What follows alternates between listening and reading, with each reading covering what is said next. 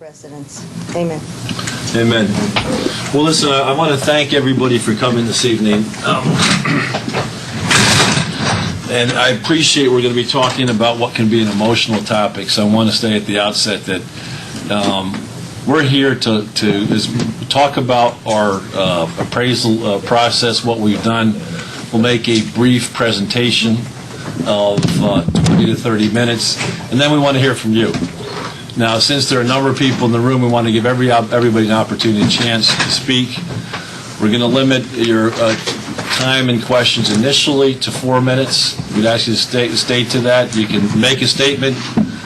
You can ask questions. We'll take down all the questions after you've asked your questions. There's not going to be a give and take between the assessment people and the questioners. We'll take down all the questions, and then we'll ask you to sit down and answer the questions. I think we really want to make sure this is as much as possible an orderly process. We'll look to make sure all the questions are answered, and we'll stay here until all your questions are answered. So again, this is really trying to let you know about the transparency of the process. We're going to have a presentation. Thank you, Councilwoman Mendocino. Nice to see you. There's been a lot of talk in the community about where we are with this update of the evaluation of the properties. I'd like to commit very much at the beginning to say that our number one goal is to get first and foremost the data correct. And that's the goal of the system. So if we have mistakes, we're not going to talk about individual properties. Okay, and that's the other sort of rule of the game tonight. We don't want to talk about any individual property. There's a process in place for this. What we want you to ask about is the process itself. If you have why did a property go down? When a property go up in value, and in a situation scenario where the overall values are coming down, we'll talk about that. But we're not going to talk about 55 Hillendale Road or any specific property. We're going to talk about the process as a whole. If you have questions about neighborhoods or areas, certainly we're happy to hear those questions, but we don't want to talk about any individual property. We're having a whole day of informal interviews again tomorrow. So if you have a question specifically about your own property, that's the time to do it. We're here noon to 5. We're here tomorrow from 12 o'clock noon to 5 p.m. So if you're here to hear specifically about your property, the time to do that is tomorrow between 12 and 5. And I think it's all... First come, first serve. First come, first serve. We had 4 people only come today for the informal interview process. And again, there's people available. So if you want to talk specifically about your property, tonight's not the night to do that. Tonight's to hear about the process and try and identify any problems that we've had. Again, we're committed to getting, first and foremost, we're a reval community. We inherited a revaluation. The goal is to make sure that the property values are integrity in terms of value collection, the data collection, and equitable. So we're trying to fairly value every property in the town of Rye. That's 11,000 properties. I'm hopeful that you'll agree with me after you've seen the presentation, to see the hard work that's gone into our data collection and our role over the last 3 years. Hopefully you'll agree with me. You may not, but hopefully you'll agree with me that the data role, at least according to Town Assessor Markowitz, vision appraisal has never been better. It's not to say there are not mistakes. There are. And we need you to help us identify any mistakes or errors in terms of the data. There's a formal process that's been undertaken to try and reduce those mistakes, bring them to a minimum. What we're going to do in terms of the data mistakes is set up 2 special email addresses for anybody in the town of Rye. When you identify a data mistake, we want you to send it in to us, and we'll check it, and we will respond. We're committed to getting this role to be the most accurate role possible. You may disagree with the valuation. Remember, there's 2 steps here. One is to get the data right. If you have a patio, we should know you have a patio. If you have a swimming pool, we should know you have a swimming pool. So we should get our data correct. And our goal is to make this role the cleanest, best role in New York State. We want to make absolutely certain we get every piece of data correct. And then there's a second thing, the second part of the process where we value the property. Now, I work on Wall Street. I value stocks every day. I know that valuation is somewhat of an art form as much as it is a science. So you and I may disagree on the value of your property. We're trying to do as best we can to get the valuations right. We're here to hear about broad questions and issues No specific issue about your property. We have that time available tomorrow. You're not really here to listen to me. You're really here to listen to Dave Arnold, Mitch Markowitz. So without any further ado, we're going to turn it over to them. And as I say, we'll entertain questions. You have 4 minutes to make your statement, ask your questions, and those will be responded, and we'll continue till we hopefully satisfy everybody's concerns. So who's leading off? Mr. Markowitz? Yes. Thank you. Just start by thanking Supervisor Carvin and Councilwoman Michelle Mendocino for being here, as well as the public who are in the audience and wish to participate. From the town standpoint, this is a very important piece of work. We've put a lot of hard work into this. We've worked very hard. As the town supervisor said, is it perfect? There are things that are wrong, but we're here to find out what specifically does anybody think is an issue, and then to find out specifically at a later time what people may say. Having said all that, I'd like to go to the first slide, which talks to what has been the ongoing data inventory activities by the Town of Bryan Assessor's Office. Since 2005, the existing inventory has been continuously updated. We make use of a variety of sources. We receive building permits from 3 different village building inspectors. We review in excess of 500 permits per year. We've done physical inspections of all properties which have sold in or I should say we've requested physical inspections for all properties that have sold in an arm's length transaction since 2008. Every year there are several hundred transactions that are labeled market value, and we try and inspect those in order to determine and ascertain the most accurate and current information and inventory. As part of this process, we do send out data verification mailers to all properties that show transactions other than arm's length transactions. Again, we try and confirm the information and try and get the data. We do physical inspections based upon requests made to the Board of Assessment Review, and we've made physical inspections in connection with SCAR processes since 2009. Can you just tell them what arm's length means? Arm's length essentially means a willing buyer and a willing seller entering into a purchase price reflective of market terms. That's simply what it means. If you were to go out and put your house on the marketplace and advertise it with a broker in a typical time, which these days is approximately 1 year, you would negotiate with a number of buyers and you would sell it to somebody who's searched the market and actually looked at the market and made sure they think that's the right choice. Thank you. Next slide, please. You're welcome. Specifically, I want to talk a little bit about how the town has tried to improve data collection efforts since 2009. In 2009, the town engaged a firm known as Geospan to provide the town with state-of-the-art aerial and street-level images. Essentially, these are photographs taken from several thousand feet up, as well as they sent a van down the street and took photographs of every property from the streetscape. Okay, these images were then used by the town, as well later as we'll discuss the vendor, to allow us to improve our database capturing property elements such as pools, permanent docks, and tennis courts. One of the more interesting aspects of this project was we located approximately 105 in-ground pools that were unrecorded in the database. We recorded about 45 docks that nobody had ever recorded, and several tennis courts. So from that standpoint, we did find additional elements of value, and we did look to improving the data. All of this information that we've collected from permits, from inspections, from the Geospan project was integrated into the assessor's database, which is an RPS-based database, records all the data for property, and as we'll discuss later, all this data, including the Geospan images and the historic data from 2004 moving forward, was included and integrated into the Vision Camera software. Next slide, please.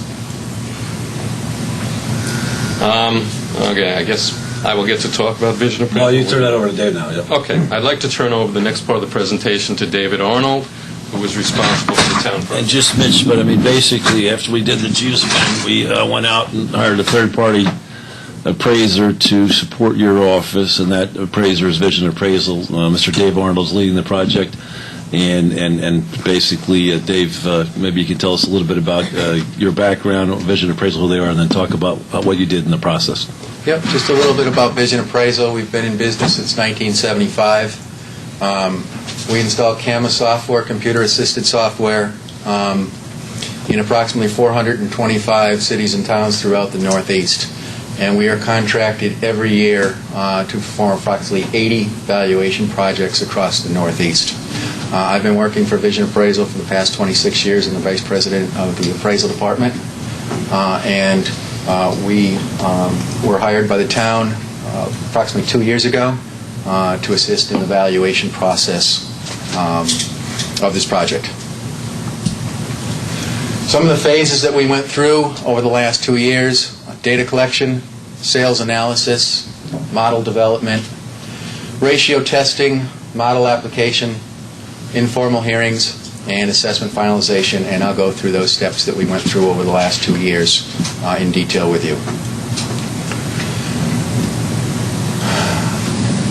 The commercial industrial properties throughout the town, about 1,500 of those properties were physically inspected by our inspectors approximately a year ago. We did the measurements of the outside, the interior inspections on all of the commercial industrial properties throughout the town. On the residential parcels, we took the existing data that the town has compiled that Mitchell's just talked about. We converted that into the Vision software, both electronically and manually. New data was being collected by the town throughout the process: building permits, sales inspections, and any inspections that they felt were necessary as they went through the process. And those additional bits of information were entered into our system. We also sent out approximately 11,000 data mailers to every single person in the town, every property owner, and we received back about 3,000 of those data mailers, indicate any discrepancies between the data that was on the town database and the information that the people told us was inaccurate, and we made changes to the database to correct those.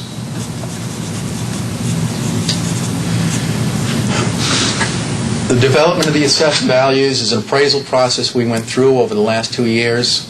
The values come from willing buyers and willing sellers. They are the ones that determine value. We looked at a sales analysis of sales occurring between July of 2008 and June 30th of 2010. Recognizing that the market changes over time, we are in a declining market period, and we determined that the market was going downward at about 6% per year. So for those sale properties that took place over the 2-year period, we made a downward adjustment to those properties by 0.5% per month, or about 12% over the entire period of time to account for that declining market. There are about 350 sales that we utilized over that period of time, spanning the entire town. Excuse me, that sales data, of course, is available to the public, right? Yes, it is. We have it. Mitchell's office. How many did we actually use? Like, how many sales did we use? There are about 350, I think. Thank you. Approximately. Once you analyze those sales, you analyze them by location, you analyze them by building size, by quality, by condition. You analyze them by the number of bedrooms and bathrooms, whether they have finished basements or not. You analyze all of the bits of data to come up with a valuation model that reflects the valuations that we have today. Those are tested by statistics that the IAAO, the International Association of Assessing Officers, and the State of New York test against statistics to see if they're in compliance, and we are well within the compliance of the State of New York on the valuations. And the state will test these values to make sure they're accurate. They've already given us an indication already. They've done testing and well within the limits based on the sale prices. The data review was done on the street level. We used the Geospan data. We used the street level photography, and that data is checked from that data. We did not do physical inspections, but we used the images on everything the town had to utilize we could. Once we analyzed all that data, we compiled it from the street, from the images. We rekeyed all of that information into the vision system. We resketched every single parcel house. There's 11,000 parcels that we resketched, every single one of them. There are over 100,000, close to 200,000 bits of data that we rekeyed into the system based on all of the changes that we've made. All of the sketches were JPEGs in the RPS system. A JPEG is just an image. It doesn't calculate value. In the vision system it does. So we entered all those into the vision system to go forward. Mitchell no longer, in the assessor's office, no longer has to manually calculate individual square footage. They'll all be calculated automatically in the vision system. We also transferred all of the outbuildings and pools and sheds as well. After we came up with the values, we send a notice out to every single person in the town, every property owner. We indicated the prior value. We indicated the current value. We had the information up on the Vision website as to what the prior value was, what the current value was. We gave a toll-free number for everybody to call that wanted to discuss their value or any other bit of information about the reval with us. We did it for an extended period of time, over a 2-month period. Over that time, we received about 500 phone calls, and we scheduled them here in this room and across the hall over the last 3 months, gathering information about individual properties, about neighborhoods, anything that anyone wanted to talk to us about, any concerns of theirs, and every single one of them, from the individual parcel to their concerns, were researched, whether it was a neighborhood value that may be too high, a condo value that may be need adjusting, or even a neighborhood that may be too low. We took that information, I met with Mitchell, and we made any changes we felt necessary to the final valuations that are now part of his assessment rolls and are now going into the border review phase. During that period of time, the assessor also has till May 1st to update any permit information he has. That was still going on because May 1st is he needs to know what percentage complete those projects are, and those were also being entered within the system during the informal hearing phase. In addition to that, once we sent out the final notices, even though 6 months prior we sent out the data mailers, we also received several hundred data mailers at that time indicating changes to the property, which we went through. So the 500 people that came into the hearings, the data mailers that continued to come through, and the continuous change of the data from the building permits and the assessors is all the changes that took place during the informal phase. Notices went out after that to everybody that had a change, everybody that came to a hearing, and notified them of the process, what the previous number was, what the final number was, and indicated the process to go forward. And Mitchell is going to talk about the town process after we've been completed, and I'll let him talk about that process. Thank you. What I just would like to review for the public and everybody in this room is just briefly what the appeals process is. At this point in time, the Board of Assessment Review has received and is, I guess, categorizing, starting to Well, actually, look Mitchell, at... pardon me, Mr. Markowitz, if I could welcome Councilman Gelfarb. I just want to clarify, if I could, one thing. It's not clear from the slide. And, you know, a lot of people like me, before I got involved in local government, was not familiar with the process. Okay. What people should understand, in a reval community, you get a update evaluation every year. And it's every 3 years, I think, that when you get your valuation, it also tells you how much tax is associated with a certificate, with that valuation, correct? That is correct. Once every 3 years. And once every 6 years, we're asked to revisit, if you will, each property in some fashion and conduct a more fundamental or pronounced, if you will, revaluation of the original reval, right? So that's effectively what we're doing here. It's the 1 in 6 year process. But every year, you get a property valuation. And if you're dissatisfied with that valuation you have an ability to grieve. And that grievance needs to be submitted by a June date. In this case, it was June 21st. Third Tuesday of each June. Third Tuesday of every June. So unfortunately, for those of you that haven't grieved, that ability to grieve this year has passed. Now, but again, we're looking to make the process better known and people more familiar with it. So if ever you get your evaluation and you're not happy with it, you should, the third Tuesday of every year, have an opportunity to grieve that, where you go in front of an independent board of the Board of Assessment Review. And you can say, look, I'm unhappy with what Mr. Markowitz has done, and I don't think what you've done is fair. Would you take another look at this? And you can do that. And that, now, I just wanted to give that introduction for this slide. That's fine. And that's where we are today. All the complaints have been received by the Board of Assessment Review, who will, over the course of the summer, review each and every file. We'll make a determination based upon the information presented When you say in each we, complaint. it's not we, the Board of Assessment Review. No, Board of Assessment Review, to be perfect. No later than September 15th, all the notices in response to the complaints will be sent out to each and every individual who made a complaint with the determination of the Board of Assessment Review. Now, and Mayor Feinstein, I think, made this very clear at our last public meeting. When you grieve to the Board of Assessment Review, your valuation can only go down. When you go to the Board of Assessment Review, you can't go up. It can only go down. So there's no risk to grieving and going in front of the Board of Assessment Review. We're not out to get you, we're out to get it right. Thank you.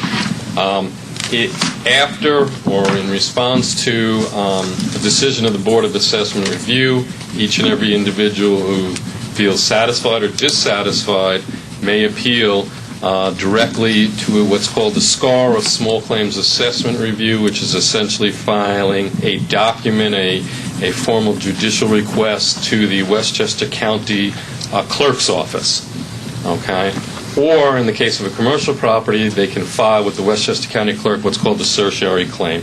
Those claims must be filed within 30 days of September 15th, so not later than October 15th.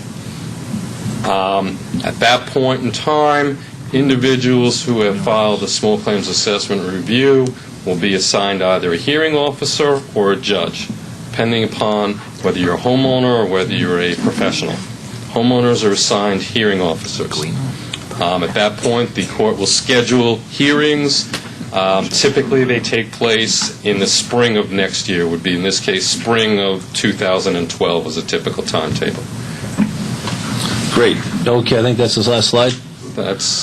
So just to finish then, the whole idea, basically, the Village of Rye Brook, the Village of Portchester, the schools, the County of Westchester, the Town of Rye, virtually 80 to 90% of local government revenues come from property taxes.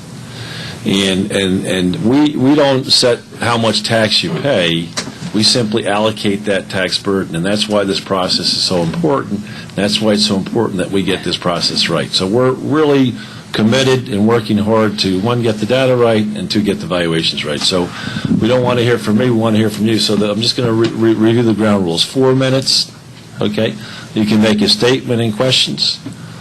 We're going to ask you to sit down after the 4 minutes, and we're going to answer all those questions. And we'll go around a second time. Hopefully, after you've had everyone's had 2 chances to speak, we'll have answered all the questions. This is informational.